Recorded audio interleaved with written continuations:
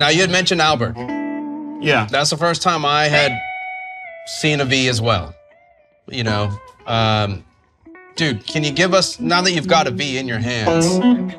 Well, you got to play in the style of Albert. Yeah. You know? But nobody can. As Warren Haynes says it best, he was the most immaculate guitar player of all time because nobody played like him before, and everybody copied him later. He was a drummer. Albert Nelson King. Albert Nelson is credited on Jimmy Reed records. That's a Jimmy Vivino fun fact. He played drums. No kidding. And then he became Albert King. But he played upside down and backwards, where he's the high strings on top. So that's a whole different way of looking at it. Yes. And he played an open tune. And it's just he invented something with the instrument that hadn't been invented, and he had those key phrases.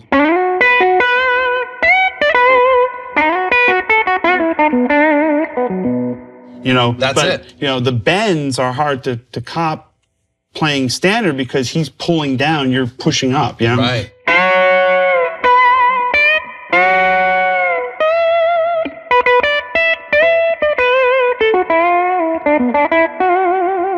You know, Stevie Ray did it great. Eddie 9-Volt does it great too. You know, I had to reverse and go backwards because, you know, hearing Stevie Ray do it and then hearing Albert do it, right? On that video, especially with that video when they play with each other. Yeah, I mean, it's just, you know.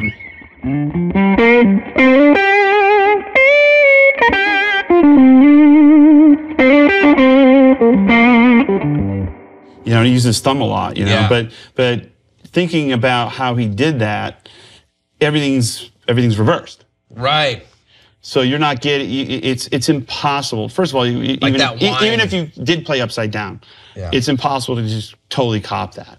But another thing with Albert was just how effective those fills were. You know, I mean, and there wasn't many of them, but they were damn effective.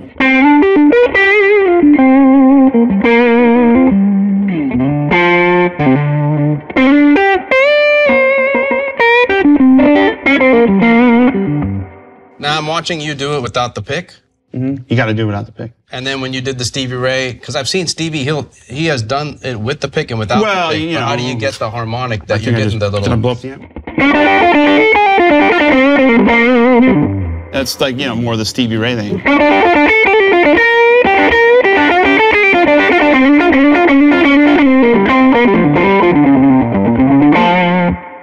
But well, Albert's like, but you need the no pick.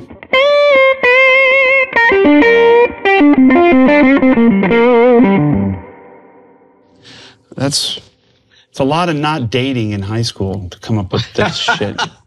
Well, I mean, dude, you spend the time listening. You gotta, well, you gotta spend the time listening. Well, you try to get into the headspace of the artist that you're trying to learn from, and you know, Albert was just, you know, devastating. I mean, like the best one is, you know, Blues Power, live at the Fillmore. Fantastic. It's got the V, it's got the Showman. That's a great and he gets the feedback on the front pickup, and then he cranks the amp and tries to get the feedback, and it's the unpotted pickups, it's like squeals on him. What is the, is there like a phaser or something? Was he using a phaser? What's the out of phase thing going on? He used to use, later, more through the 70s, like an acoustic amp that had a built-in phase tone.